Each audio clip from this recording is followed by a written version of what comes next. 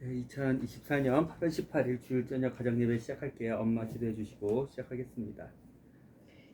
사랑의 하나님, 너무나도 감사합니다. 우리가 주님을 찬양하고 하나님을 인정하는 삶을 살 수 있도록 우리 마음에 찾아와 주셔서 감사드립니다. 우리 가족이 주님 안에서 기쁨과 소망으로 가득하기를 원합니다. 무더운 여름 중에서도 우리가 지난주에 쉼을 잊게 해주시고 우리의 상황과 환경을 초월해 주시고 매일 새롭게 동행하시는 주님을 오늘도 또 우리는 기대합니다. 오늘의 예배와 기도를 통해서 하나님과의 사귐을 가지며 새로운 시작을 기대할 수 있도록 해주세요. 우리의 삶을 지켜주시고 은혜 가운데 보호해 주시면서 우리와 함께 해주심을 감사하고 영광드립니다. 우리가 무더운 날씨가 이어지는 가운데서도 새롭게 시작하는 한 학기들을 우리가 맞이할 수 있도록 해주시고 그 안에서도 우리가 늘 하나님과 동행하고 성령님 안에서의 이야기들을 듣고 보는 우리의 영을 열어주세요. 예수님의 이름으로 기도드렸습니다. 아멘. 오늘 본문 말씀들 알려주세요. 손영군하고 청소연구하고. 저희는 누가복음 10장 25절부터 37절까지 했습니다. 저도 누가복음 10장 33절부터 36절까지 했습니다. 누가복음 10장을 하면 되겠네요. 네. 누가복음 10장에 나온 예수 그리스도의 복음에 대해서 하나님의 왕국, 하나님의 나라, 천국, 하늘나라에 대해서 형규부터. 네. 제목은 사랑으로 이웃이 되어요입니다. 여기서 제가 이제 주인공이 나오는데 이제 율법학자라는 사람과 예수님이라는 인물이 나옵니다. 여기서 이제 율법학자가 이제 예수님께 물어봤습니다. 여기 25절에 보시면 선생님, 사람이 영원한 생명을 얻으려면 어떻게 해야 합니까? 라고 이제 예수님께 물어봤거든요. 예수님께서는 이렇게 대답하셨습니다. 26절, 예수님께서 되물으셨다. 모세의 율법에는 어떻게 하라고 되어 있느냐? 라고 이제 그 예수님께서 이제 다시 그 율법학자에게 말했는데, 여기에서 그 율법학자는 이제 율법학자니까 자기는 율법에 대해 잘 알고 있어서 자신감 있게 27절을 말했습니다.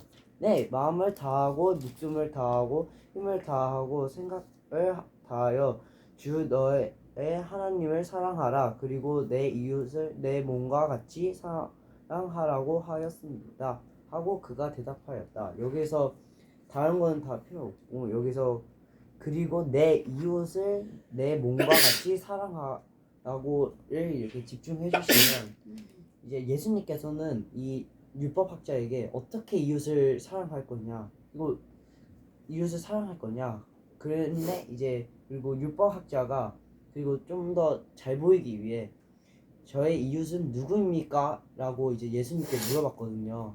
그래서 예수님께서는 이렇게 대답하셨습니다. 30절에 보시면 예수께서는 비유를 들어 대답하셨다. 어떤 사람이 예루살렘에서 여리고로 내려가다가 강도를 만났다. 강도들이 그의 옷을 벗기고 돈을 빼고는 그를 때려서 거의 죽게 만들어 길에다 버려두고 달아났다. 라고 이렇게 써있거든요. 이때 율법학자는 유대인이었고 이 이웃은 사마리안이었어요. 이때 당시는 이제 북이스라엘이랑 남유다가 갈라졌을 시기인데 이 북유다 그쪽에서 이제 사마리아라는 그 지역이 있는데 그 사마리안 사람이고요.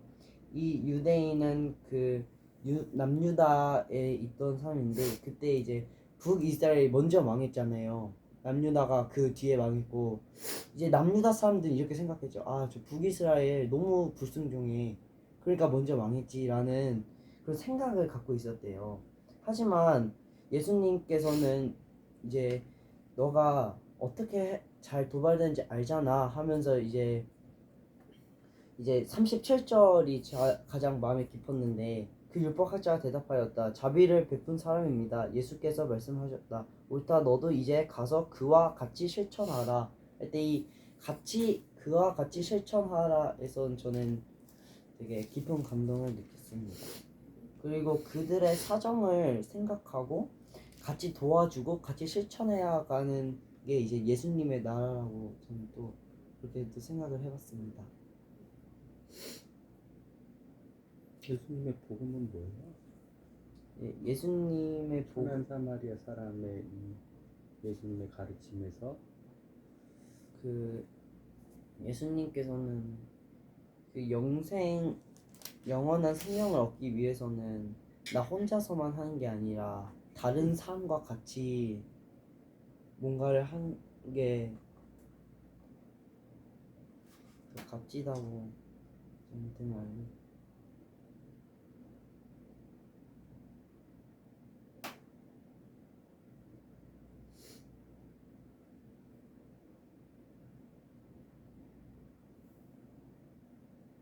예수님이 율법학자한테 가르쳐주고 싶었던 건 뭘까요? 예수님이 자만하지 마. 너무 자기가 다 알고 있는 것처럼 얘기해서.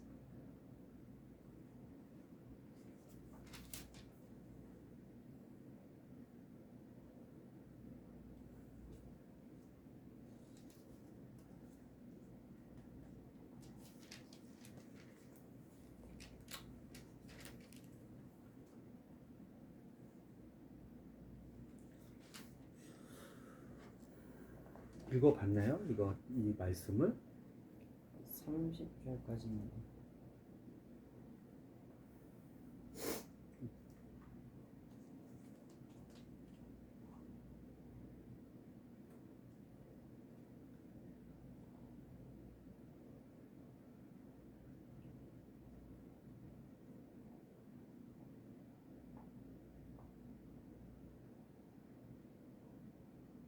잘못한 거 있어요?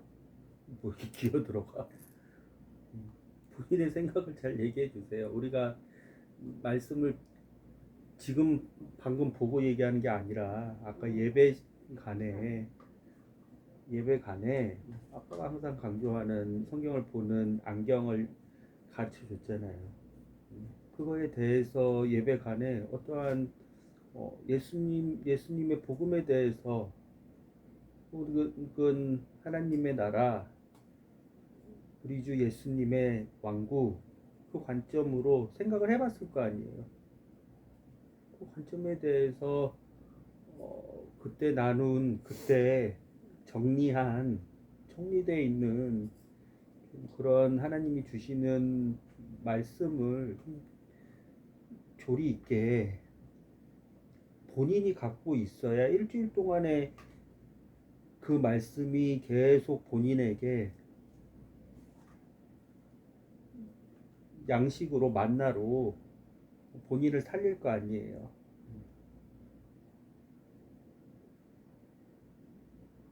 그런 관점으로 예배 시간에 어떻게 생각해보고 말씀을 주의 깊게 보고 또 말씀을 비교해보고 예수님이 하시고자 하시는 말씀이 그냥 목사님이 말하시는 거 말고 내가 소화 안 되는 거 말고 본인이 소화한 거에 대해서 가르쳐 달라는 거예요. 전파해 달라는 거예요. 복음을 나눠 달라는 거예요. 이 말씀을 우리에게 설명할 필요 없이 이거 누구나 읽으면 지금 얘기했던 그런 줄거리나 시놉시스는 다 알 수 있잖아요. 그거 말고 본인이 그러면 그 줄거리를 가지고 일주일 동안 이 성경 구절을 따로 찾아보지 않아도 다 소화가 돼가지고 계속 떠올릴 수 있겠어요? 그 관점으로 훈련을 해야 된다는 거예요. 예배 시간에 말씀을 받는 시간에 그래야 그 말씀이 우리 형교를 변화시킨다고요. 이게 하늘의 양식이 된다고요. 영원한 생명의 양식이 된다고요. 그 관점으로 보고 노력을 해야 된다는 거예요. 예배 시간에. 이해도 안 되는 거 그냥 적고 목사님 말씀 그냥 적고 그러면 남는 게 뭐예요? 어.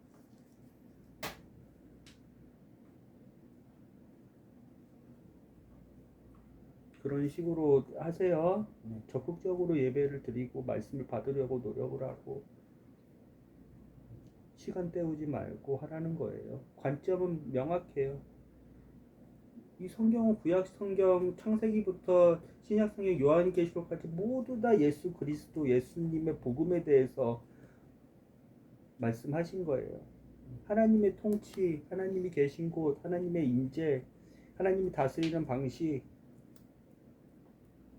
과거, 현재, 미래, 하나님의 나라에 대해서 말씀하신 거예요. 그것을 우리가 주의 깊게 볼 수 있는 본문 말씀을 볼 때 그 두 가지 관점으로 적극적으로 보고 그 말씀 내가 소화가 돼야 그 말씀을 계속 되새김질하면서 일주일 동안 말씀 안에서 살아낼 거 아니에요. 또 그 말씀을 가르칠 거 아니에요. 그래서 하고 싶은 말은 뭐예요? 율법할 때 오늘 뭐 여러 가지 얘기했는데 서로 이웃을 아무리 다른 사람이어도 서로 사랑하고 그 상황을 이해하면서 같이 나아가자라는. 그건 율법이잖아요. 율법으로 사람이 영원한 생명을 받을 수 있어요?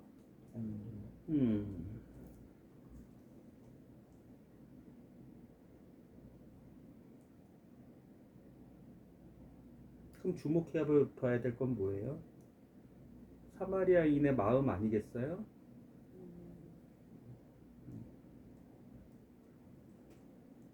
사람이 율법으로 마음을 다하고 목숨을 다하고 힘을 다해서 하나님을 사랑할 수 있어요?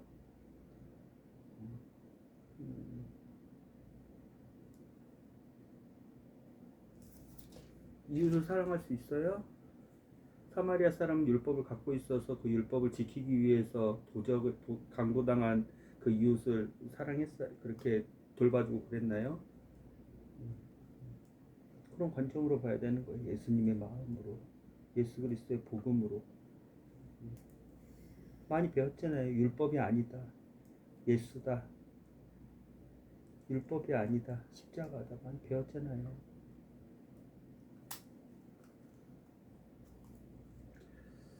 이웃을 사랑할 수 없습니다. 우리는 하나님의 율법을 지킬 수가 없어요.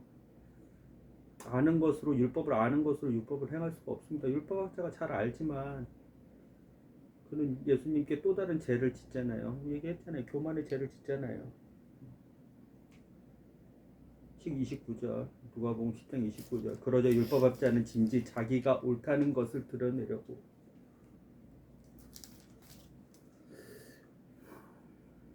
알겠죠? 예배 시간에 살기 위해서 발버둥 쳐야 돼요. 하나님의 말씀만이 살릴 수 있어요. 그 말씀을 소홀히 대하거나 그 말씀을 뭐 극장 구경 간 관객처럼 가만히 있는다거나 그 말씀 말씀을 무시하면 말씀이 너를 무시할 거예요. 근데 우리는 극장에 간 게 아니에요. 콘서트장에 간 게 아니에요. 목사님의 연설을 들으러 간 게 아니잖아요. 그렇죠? 그 관점으로 다음 주부터는 다시 훈련을 하세요. 규리요. 저도 제목은 사랑을 이웃이 제어입니다. 여리고라는 땅은 사람이 별로 안 들어와서 엄청 무서운 곳이었다. 그래서 다친 사람이 있었습니다. 근데 이제 제사장이 그 다친 사람을 봤는데도 무시하고 자기 갈 길을 갔습니다. 두 번째 사람 다른 사람들도 그 다친 사람을 봤으나 또 무시했습니다. 세 번째 사마리아 사람은 그 다친 사람을 보면서 포도주로 소독을 하고 올리브유로 연고를 발랐습니다. 포도주와 올리브유는 되게 값비싼 물건이었습니다. 그치만 그것도 마다하지 않고 그것을 바른 다음에 거의 그 다친 사람이 죽기 직전이었지만 그래도 그 선탄이 엄청 몰랐는데 이제 여관에서 맡겼습니다. 그리고 나서 하는 말이 다시 온다였습니다. 저는 여기에서 뜻 깊었던 게 다시 온다였습니다. 왜냐하면 죽은 사람일 수도 진짜 죽을 수도 있었지만 그래도 보살펴주고 다친 것을 잘 소독해주고 여관까지 가준 다음에 그 여관에서 돈을 빌린 것이 좀 꽤나 비쌌지만 그래도 다시 온다라고 했습니다. 저는 그 말에 저는 엄청 뜻이 깊었고요. 그리고 하나님의 말씀은 그 하나님이 그 사마리아 사람이 하나님이고 그 다친 사람이 우리라고 생각을 했습니다. 왜냐하면 우리가 죄를 져도 하나님이 그 죄에 마땅한 십자가에 돌아가심과 그 다음에 우리를 보살펴 주시는 것이 사마리아 사람과 다친 환자의 이야기인 것 같습니다. 예수 그리스도는 잘 발견하셨네요. 예수 그리스도의 복음은 하나님의 나라는요. 하나님 나라는요, 이제 저는 이렇게 생각을 했습니다. 36절에 너는 이 세 사람 중에 누가 강도를 만난 사람에게 이웃이 되겠다고 생각을 하느냐. 여기에서 37절에 육바학자가 그렇게 말했지만 저는 36절에 또 다른 답은 이제 우리가 북한의 그 교회를 전파하는 게 오늘의 그 일이었거든요. 그래서 같이 겹치게 된 건데 저는 여기서 북한 사람들도 할 수 있다는 그 생각이 들었습니다. 그래서 저는 36절도 자세히 봤습니다.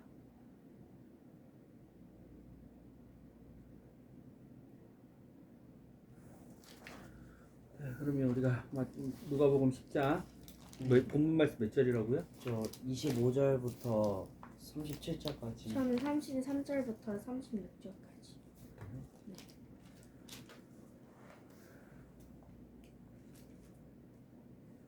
네, 21절부터 네. 37절까지 읽어봅시다. 몇 절? 21절. 4절씩. 네. 좀 크게 읽어주세요. 또박또박. 그때 예수께서는 성령으로 기쁨이 충만하여 말씀하셨다. 하늘과 땅의 주인이신 아버지께 찬양을 드립니다. 아버지께서는 이 모든 것을 지혜롭고 현명한 자들에게는 감추시고 어린 아이같이 의지하는 자들에게 나타내 보이셨습니다. 옳습니다. 아버지 감사합니다. 이것이 아버지께서 원하시는 방법입니다. 아버지께서는 모든 것을 내게 맡겨 주셨습니다. 아버지 밖에 아들을 참으로 아는 이가 없고 또 아들과 아버지를 나타내 보이려고 아들이 택한 사람들 밖에는 참으로 아버지를 아는 이가 없습니다. 그러고 나서 12 제자를 향하여 조용히 말씀하셨다. 너희는 남이 보지 못한 것을 보게 되었으니 참으로 특권을 누린 자들이다. 많은 예언자들과 옛 왕들이 너희가 지금 보는 것을 보고자 하였으나 보지 못하였고 너희가 듣고 있는 것을 듣고자 하였으나 듣지 못하였다. 하루는 율법학자가 예수를 떠보려고 이렇게 물었다. 선생님, 사람이 영원한 생명을 얻으려면 어떻게 해야 합니까? 예수께서 되물으셨다. 모세의 율법에는 어떻게 하라고 되어 있느냐? 내 마음을 다하고 목숨을 다하고 힘을 다하고 생각을 다하여 주 너의 하나님을 사랑하라. 그리고 내 이웃을 내 몸과 같이 사랑하라고 하였습니다. 하고 그가 대답하자 예수께서 말씀하셨다. 옳다. 그렇게 행하라. 그러면 영원한 생명을 얻을 것이다. 그러자 율법학자는 짐짓 자기가 옳다는 것을 드러내려고 누가 내 이웃입니까? 하고 다시 물었다. 예수께서는 비유를 들어 대답하셨다. 어떤 사람이 예루살렘에서 여리고 내려가다가 강도를 만났다. 강도들이 그의 옷을 벗기고 돈을 빼앗고는 그를 때려서 거의 죽게 만들어 길에 나가 버려두고 달아났다. 마침 한 유대 제사장이 그 길로 내려가게 되었다. 그러나 그는 사람이 쓰러져 있는 것을 보자 피해서 다른 길로 지나갔다. 또한 레위 사람 역시 지나가다가 그 사람이 쓰러져 있는 것을 보았지만 그도 피해서 그대로 가버렸다. 그러나 유대 사람에게 멸시를 받는 한 사마리아 사람은 그곳을 지나가다가 그 사람을 보자 측은한 마음이 들어 그 곁에 가서 상처에 기름과 포도주를 붓고 싸맨 후에 자기가 타고 온 나귀에 태워 여관으로 가서 밤을 새워 그를 간호하여 주었다.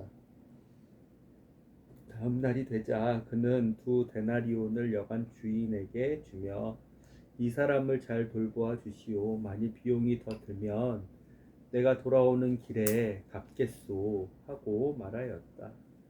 너는 이 세 사람 중에 누가 강도를 만난 사람에게 이웃이 되었다고 생각하느냐? 그 율법학자가 대답하였다. 자비를 베푼 사람입니다. 예수께서 말씀하셨다.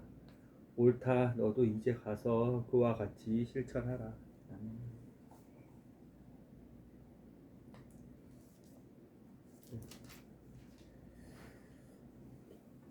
여기에 나온 예수님의 복음은 뭐죠? 사마리아에 영원한 생명이죠. 그리고 돌아오는 길에 갚겠다 라는 거죠. 돌아오는 길에 네. 갚겠다.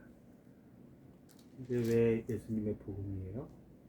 저는 그렇게 생각했습니다. 사마리아가 만일 이 죽은 사람을 지나쳤더라면 어떻게 됐을까 생각을 해봤는데 죽은 사람이 진짜로 시체가 되면은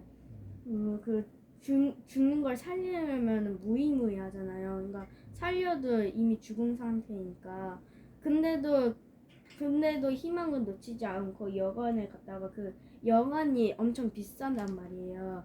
그치만 그냥 죽은 시체일 수도 있지만 돌아와서 갚겠다 하는 말에 저는 인거는 정말 좋으신 복음이구나 저는 그렇게 생각했습니다.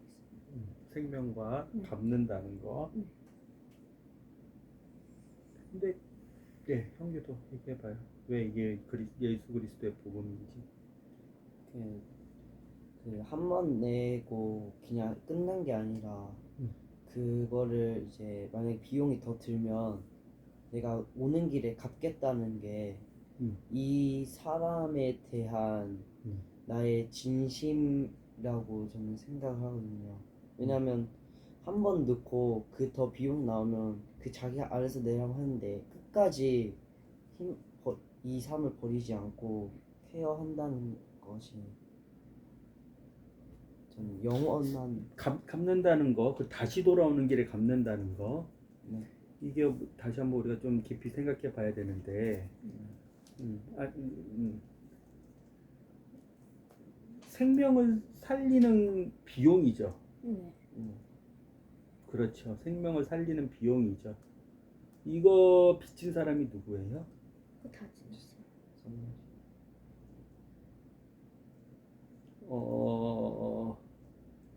이거 빚진 사람이 누구예요? 이 비용을 지불해야 될 사람이 누구예요? 사마리아 사람이에요? 아니, 저는 그렇게 생각하지 않습니다. 사마리아 사람이 빚을 져가지고 그 빚을 갚아야 되는 거예요? 빚이요. 다친 사람. 강도들이에요? 강도들이 갚아야 되는 거예요? 강도들이 원인 제공을 했으니까. 이웃은 어떤 사람이 사랑할 수가 있어요?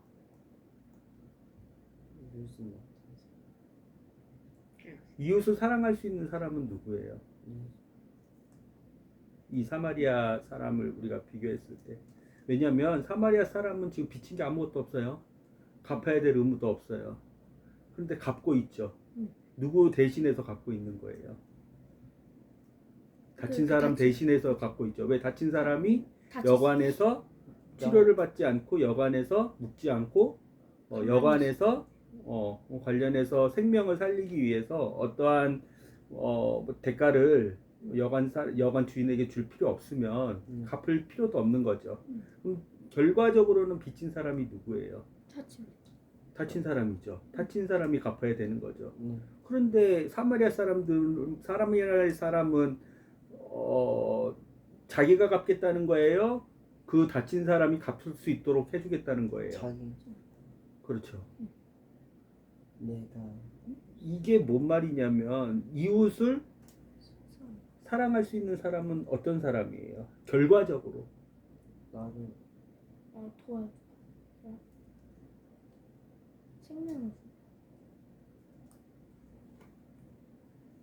나의 것을 줄 수.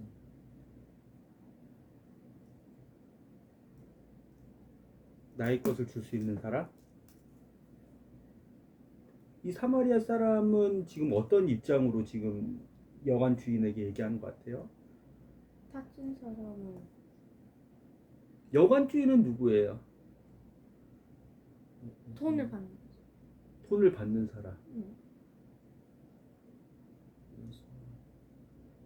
여관 주인은 예수님이에요?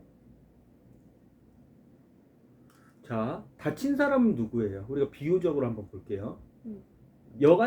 다친 사람은 누구예요? 상 비유예요, 비유. 나? 나죠. 강도는 누구예요? 사탄 북한? 죄죠. 죄. 그렇죠. 악이죠. 사망이죠. 음. 자, 여관 주인은 누구예요? 예수님 예수님? 다친 걸 돈을 받는. 나 대신 갚아주는 사람, 사마리아 사람은 누구예요? 예수님. 예수님이죠. 그러면 여관 주인은 누구예요?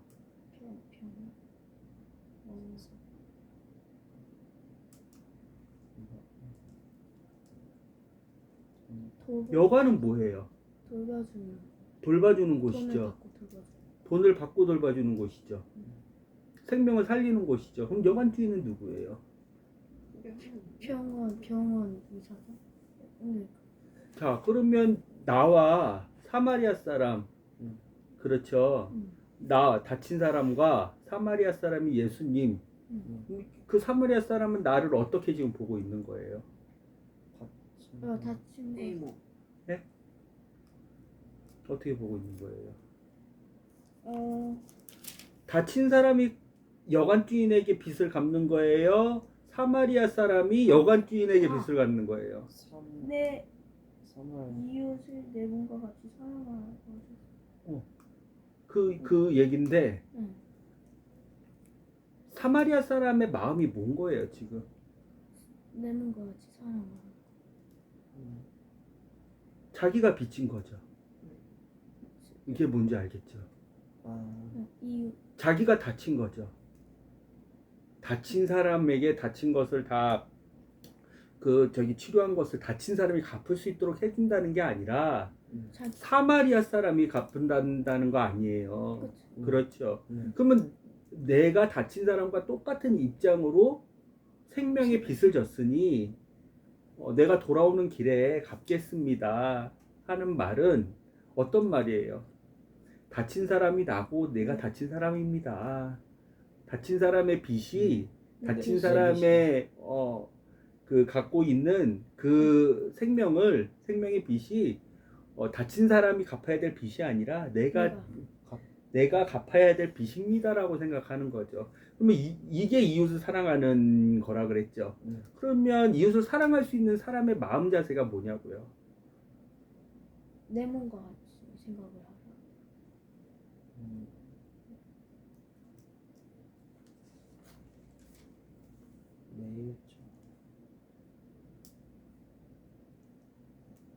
다시 돌아오는 길에 내가 다시 오면 내가 갚겠습니다. 그럼 내가 빚진 거. 그렇죠. 이웃의 죄와 이웃의 아픔과 이웃의 잘못과 나의 죄와 나의 아픔과 내가 나의 빚을 구분하지 않는 사람만이 사랑할 수 있는 거예요. 이게 뭔 말인지 알겠어요? 마치 누구처럼? 사마리아 사람처럼. 네. 마치 누구처럼? 예수. 예수님처럼. 이게 가능해요? 사마리아 사람이 다친 사람하고 이게 이제 하나님의 나라의 통치 방식인데 사마리아 사람이 빚을 졌어요? 다친 사람이 빚을 졌어요? 다친 사람. 생명의 빚을. 생명의 빚. 생명의 다친 다친 사람. 다친 사람이 빚을 졌죠. 그러면 빚을 갚아야 되는 사람은 누구예요? 우리의 본성으로, 우리의 판단으로 다친 사람이죠. 그런데 사마리아 사람의 마음의 중심은 뭐예요? 내가 빚진. 내가 빚진 사람이죠. 내가 갚아야 될 빚이죠. 그렇죠. 아무런 이 죽음에서 영원한 생명에서 죽음으로 가는데 아무런 잘못을 하지 않았는데도 불구하고 이 사마리아 사람의 마음의 중심은 그렇죠. 내가 진 빚이죠. 네. 이게 뭔지 알겠죠? 여기까지는 알겠죠? 네. 그러면 이와 같이 그렇죠. 어디라고 써 있어요? 뭐? 내 몸과 같이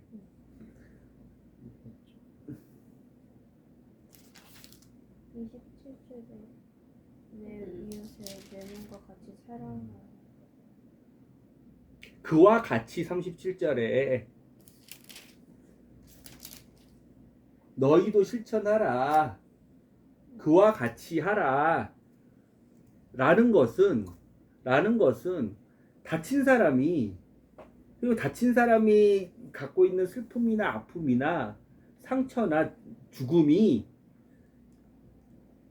다치지 않고 아무런 잘못을 하지 않은 사마리아 사람인데도 불구하고 이 사마리아 사람이 마치 자기가 빚진 거. 진짜 빚진 것처럼 그렇죠. 빚진 것처럼 자기가 갚아야 될 빚처럼 여기고 자기가 갚는다는 거잖아요. 그렇죠. 네. 이게 이웃 사랑이라는 거잖아요.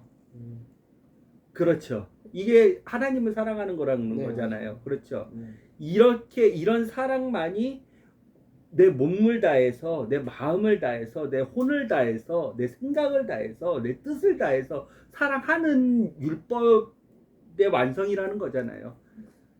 이게 가능하냐 이거죠. 왜? 우리의 본성은 네 잘못은 네 잘못이고 내 잘못은 내 잘못이고 네가 진 빚은 네가 진 빚이고 내가 진 빚은 내가 진 빚이고 네의 생활의 어려움은 네의 삶에 네가 태어날 때부터 받은 그 환경의 불행함은 너 거고 나의 생활의 이 편안함과 나의 생활의 이 안락함과 나의 생활의 이 행복함은 내 거지. 이가 본성이잖아요. 그렇죠. 그런데 이웃을 사랑하고 하나님을 사랑하려는 예수님의 마음을 실천하려면 어떻게 해야 된다는 거예요? 너 사람. 이게 가능하냐 이거예요. 치근한 마음이 들어.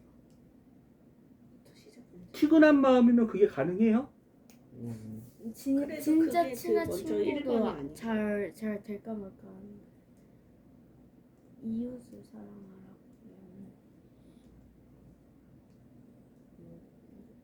예수님이 뭐를 알려주고 싶은 거예요. 하나님의 통치 방식이나 예수 그리스도의 복음에 대해서 뭘 알려주고 싶으신 거예요 지금. 첫 번째는 확실한 것 같아요. 아빠 힌트를 주면 예수님이 죄 때문에 죽으셨잖아요. 네. 그런데 예수님이 십자가에서 죽으셨는데 십자가에서 어떤 마음으로 죽으셨는지를 확실히 알려주신 것 같아요.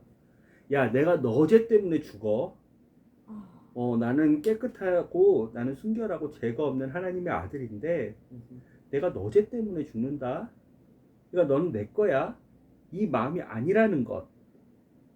그쵸? 너 죄가 내 죄고 내가 갚아야 될 빚이야.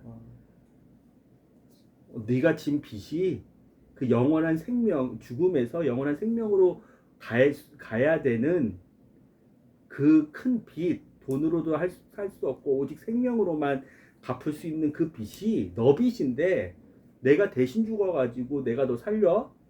이런 마음이 아니라는 거죠. 왜? 예수님은 사마리아 사람인데, 그쵸? 비유에 의하면 여관주인 하나님이고, 하나님만이 영원한 생명을 주실 수 있는 분이신데, 그렇죠. 그 영원한 생명을 주는 그분 앞에서 갚아야 될 빚이 있다면, 예수님께서 그 빚을 제가 진 빚인데 내가 갚는 제가 빈 빚인데 제가 건강해져서 제가 갚을 수 있게 제가 도와드릴게요가 아니라 제가 빈 빚이라는 것도 아니고 내가 빈 빚인 내가 갚을게요라는 거죠.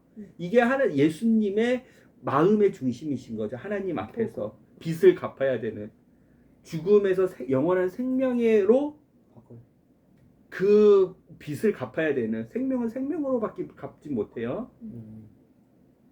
돈으로 갚을 수 있는 게 아니기 때문에 그렇죠. 근데 예수님이 마치 빚을 진 것처럼 예수님이 잘못하신 것처럼 예수님이 그 빚을 다 갚아야 되는 것처럼 예수님이 하나님 앞에서 그렇게 말씀하시죠. 이게 뭔 말인지 알겠죠. 이게 진정한 이웃을 사랑하는 거고 사마리아 사람이 여관주인을 사랑한다는 거죠. 뭔 말인지 알겠어요? 그러면 이렇게 행동해야지 하나님께서 보실 때 여관주인께서 보실 때 너는 진짜 마음을 다하고 뜻을 다하고 네 혼을 다하고 목숨을 다하고 네 생각을 다해서 이웃을 하나님을 사랑하는 사람이구나라고 인정을 하신다는 거죠. 근데 우리는 그렇게 할 수가 있냐고요. 그 얘기인 거예요. 왜? 예수님의 마음의 중심이 빚을 갚으실 때 그리고 다친 강도 만난 죽을 수밖에 없는 영원한 생명이 없는 죄로 사망으로 몸의 정욕으로 더러워진 죽을 수밖에 없는 사탄으로 강도 만나서 생명을 빼앗길 수밖에 없는 그 사람을 이웃으로 보시고 예수님이 그 사람의 빚을 그 사람이 갚아야 될 빚으로 보지 않고 자기의 빚으로 본 것처럼 사랑을 그런 식으로 실천해야지 하나님께서 인정을 해주신다는 거죠. 우리는 그렇게 예수님의 그 명령을 실천할 수 있겠냐고요. 예수님처럼 그렇게 행할 수 있겠냐고요. 이게 아니면 하나님은 영과 혼과 육을 꿰뚫어서 마음과 양심과 동기를 꿰뚫어서 하나님을 보시는 분이시기 때문에 그렇게 하나님 너는 이웃을 사랑했구나 하나님을 사랑했구나 그렇게 겉으로 보이는 걸로 인정하시지 않는다고요. 예수님처럼 이 마음의 중심으로 예수님처럼 이웃이 나고 내가 이웃이고 강도 만난 사람이 내 빚이 내 거고 내가 강도 만난 사람의 빚을 내가 진 빚으로 내가 갚아줘야 되는 것처럼 그렇게 사랑했을 때에만 하나님께서 너는 이웃을 사랑하는구나 너는 하나님을 사랑하는구나 신명기에 써있는 레위기에 써있는 내 이웃을 내 몸과 같이 사랑하라. 그 전에 너 하나님을 목숨을 다하고 마음을 다하고 힘을 다하고 생각을 다하여 주 너의 하나님을 사랑하라 라고 했던 그 말씀을 해주신다고. 그러면 우리는 남는 게 하나님의 통치 방식은 이거구나. 하나님의 기준은 이것이구나. 예수 그리스도의 복음은 이런 마음의 동기로 우리의 죄를 사하 주셨구나. 구분을 안 하셨구나. 너 죄는 너 죄고 내 죄는 내 죄고 네 빚은 네 빚이고 내 빚은 내 빚이지. 그리고 네가 빚을 졌어도 내가 그 빚을 네 대신 갚아줄게. 그렇게 예수님은 마음의 동기로 하나님을 사랑하다든지 이웃을 사랑하시지 않았구나 라는 기준을 알려줬어요. 하나님의 통치 방식의 기준을 알려줬어요. 사랑에 대한 기준, 하나님을 사랑하는 것에 대한 기준, 이웃을 사랑한다는 거에 대한 기준. 왜? 하나님이 보시기에가 중요하거든요. 하나님 보시기에 그렇게 판단하시면 돼. 하나님의 통치 방식이래. 하나님의 나라래. 하나님이 계신 곳에는 이런 방식으로. 그런데 더 놀라운 것은 예수님이 너도 이렇게 하라 그럴 때 그럼 우리도 해야 될 거 아니에요. 이건 율법이 아니잖아요. 예수님이 보여주시고 예수님 가르쳐 주시고 예수님처럼 하라는 거잖아요. 그렇죠? 뭐 우리는 할 수 있겠냐고요. 기준이 상당히 높죠. 되게 높죠. 어떻게 네 빚이 내 빚이 될 수 있고 네가 잘못한 게 네가 네. 불행한 게 내 네. 불행이 될 수 있고 내 아픔이 될 수 있고 내가 짊어져야 될 십자가 될 수 있고 짐이 될 수 있지.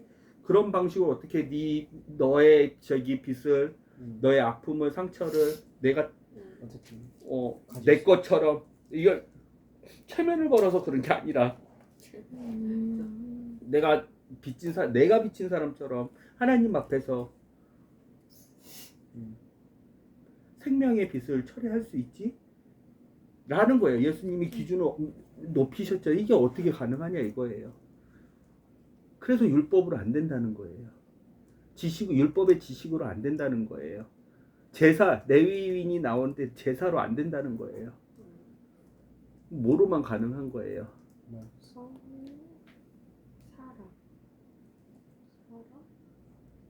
하나님의 말씀. 율법도 하나님의 말씀이에요.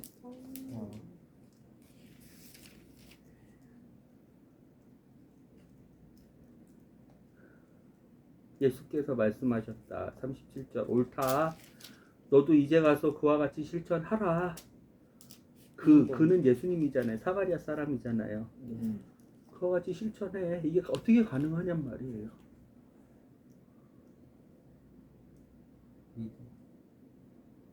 그러면 이웃이 누군지 확실히 나와요. 이 이웃이 누군지.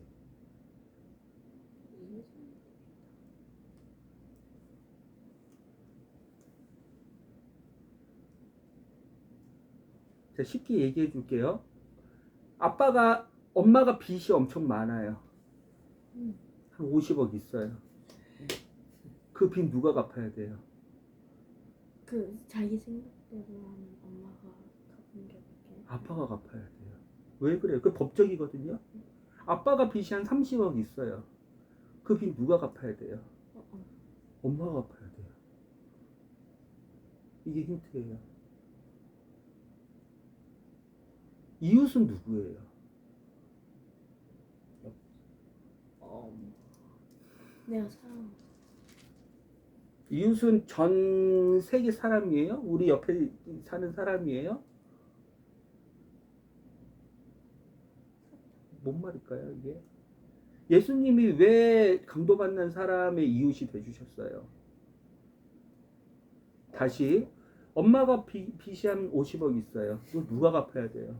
아빠가. 아빠가 갚아야 되죠. 응. 이게 뭔 말이에요? 엄마. 너 대신 내가 갚는. 왜 빛이 내 거고 빛은 내가 하는 사랑하는 사람? 엄마 사랑 안 해. 법적으로도 그랬는데. 그래도 갚아야 돼요, 법적으로.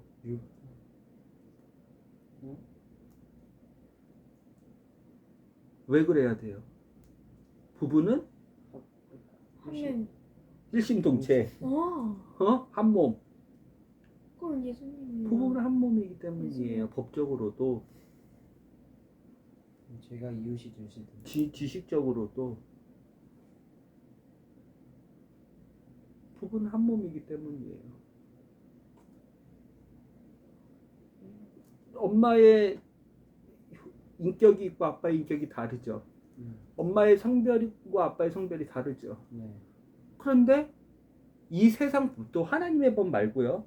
율법, 하나님의 법, 하나님의 기준, 혹은 하나님 말씀하신 율법 또 그렇게 얘기하지만 그 하나님의 법 기준으로 사람들이 만든 이 세상의 법들, 헌법부터 시작해서 법률, 조례, 그 법들도, 그런 법들도, 민법, 상법, 형법 이런 법들도 부부가 만약에 와이프가 빚을 졌으면 그 남편이 그 부부와 함께 갚아야 돼요. 이 세상의 법도 그래요.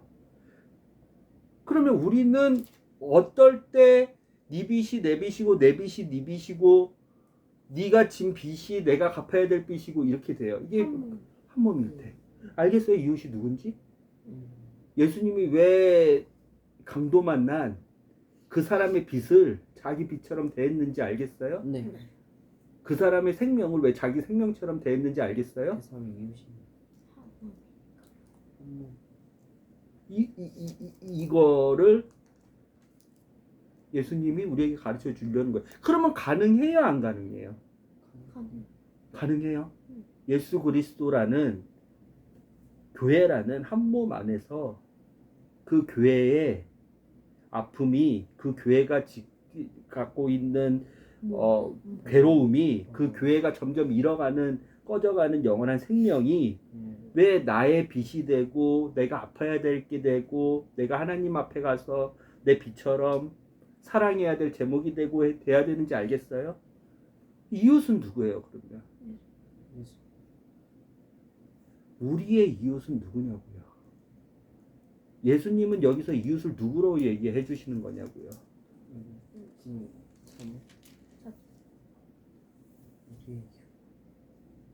예수님의 이웃은 누구였어요, 여기서? 다친 사람이죠. 왜요? 예수님이 다친 사람이고 다친 사람이 예수님이었던 한 몸이었으니까, 부부였으니까. 그렇죠. 하나님이 거룩히 거하시는 영원한 생명이 있는, 그렇죠. 예수 그리스도는 머리고 그의 몸의 지체들은 그분의 교회, 그분의 살, 그분의 성전인 것처럼 교회였으니까, 신부였으니까, 그분의 거룩한 신부였으니까 이해가 되죠. 그러니까 예수 곧 죽음을 당한 영원한 생명이 없어지는, 그렇죠. 그 다음에 고통이 있는, 그렇죠. 살 가망이 없는 강도 만난 그 거룩한 신부가 죽었을 때, 생명의 빚을 졌을 때 예수님이 갚아주신 거죠. 그렇죠. 남편이 아내의 빚을 갚은 것처럼 그 빚을 구분하지 않은 거죠. 우리가 어느 때 그러면 예수님의 이 말씀을 실천할 수 있겠냐고요. 어느 때 이웃을 사랑할 수 있겠냐고요. 그 이웃 사랑이 그 앞에 있는 전제가 이웃 사랑 전제 있는 앞에가 주 너의 하나님을 사랑할 수 있겠냐고요. 죄를 했을 때. 하나님을 믿고 그 다음에 이웃을.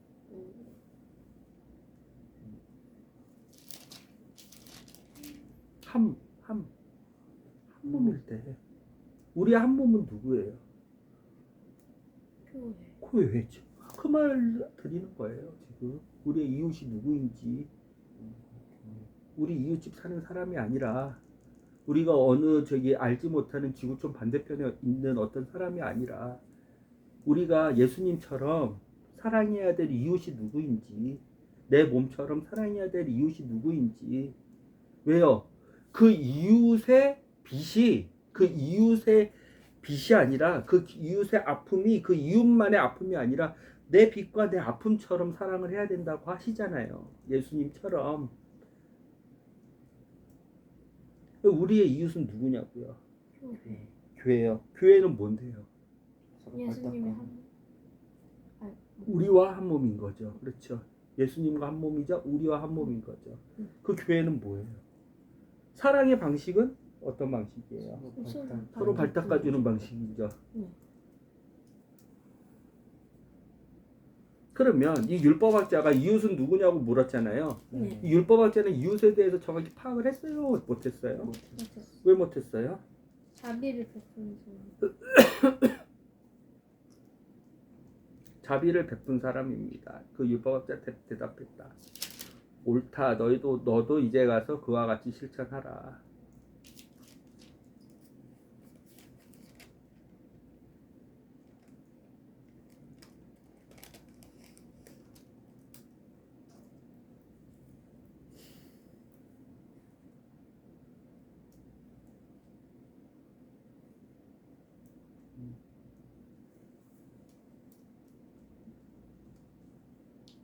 하나님의 통치 방식에 대해서, 하나님에 대해서 예수 그리스도의 복음을 예수님이 죽는 그 마음의 동기에 대해서 우리가 볼 수 있는 예수님의 가르침이었어요. 그렇죠? 궁금한 게 더 있을까요? 혹은 더 생각해보고 싶은 포인트가 있으실까요? 그러면 그 여관의 그 주인 그 사람은 뭐예요? 그 비유할 때 그 다친 사람은 여관은 뭐예요? 여관은 둘, 돌봐주는 거죠. 네. 죽을 수밖에 없는 생명을 또 뭐예요? 죽을 수밖에 없는 생명을 죽음에서 영원한 생명으로 해주시는 곳이죠. 네, 저는 그렇죠. 그리고 여관주인은 그 생명의 빛을 받는 사람이죠. 그럼 여관은 뭐예요? 하늘나라. 하늘나라? 여관주인은 누구예요? 교회. 교회예요? 하나님은 여관주인은 누구예요? 빛을 받는 사람이잖아요. 생명을 주는 곳이잖아요. 하나님이에요? 하나님 아버지세요?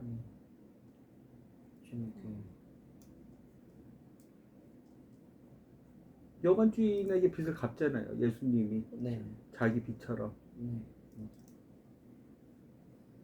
강도는 확실하죠? 네. 빼앗고 죽이고 죄짓고 강탈하고 몰래 숨어서 괴롭히고 죽이고 영원한 생명을 빼앗으려 하고.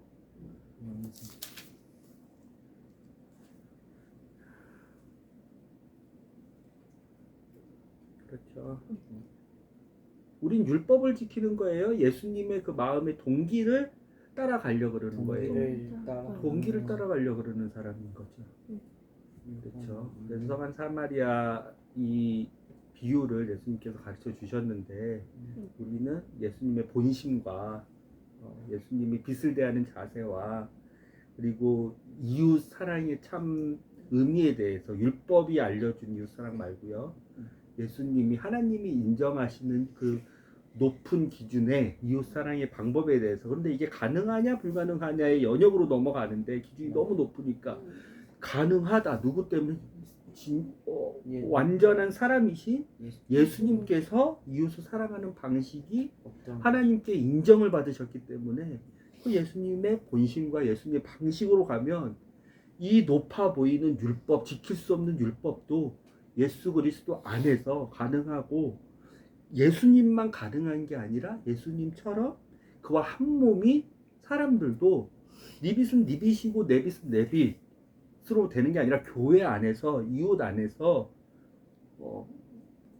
네 빛이 내 빛이고 내 빛이 내 빛이야. 왜? 한 몸이니까, 한 마음 한 혼이 갖고 있는 그리스도인이니까, 다스려야 되는 하나님께 인정받은 사람이니까 그렇게 발 닦아주면서 이웃을 사랑할 때, 교회를 사랑할 때 예수님처럼 가능하다라는 것을 예수님 가르쳐 주신 거죠. 왜? 옳다. 너도 가서 그와 같이 그 사마리아 사람, 즉 예수 그리스도와 같이 실천하라. 행하라.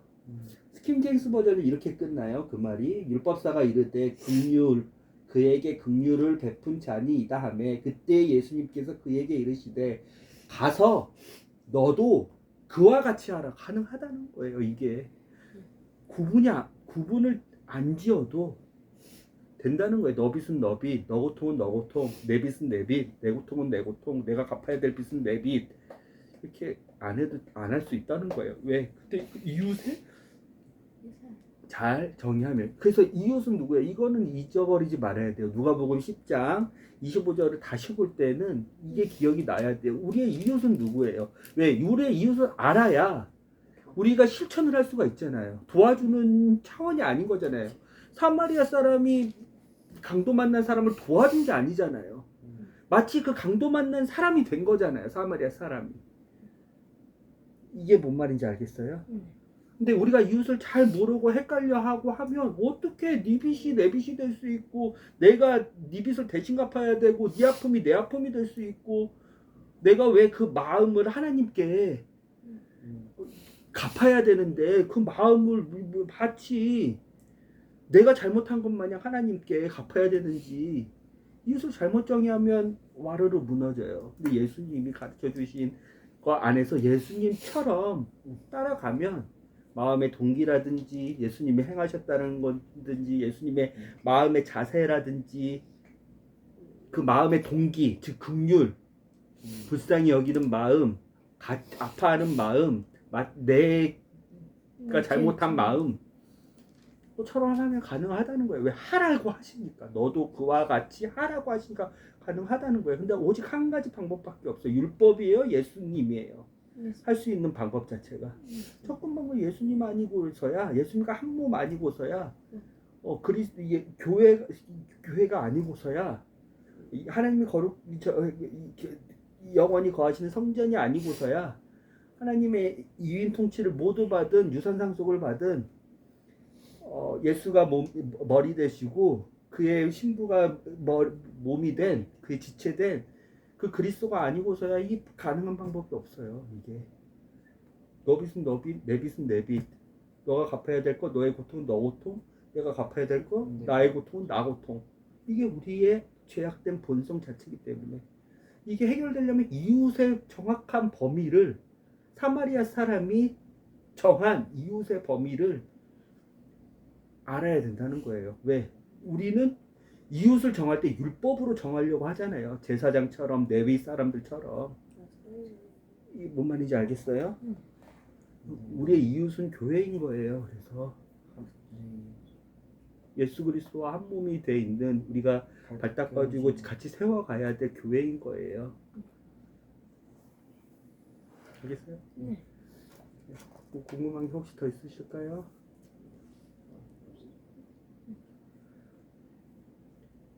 기도하겠습니다.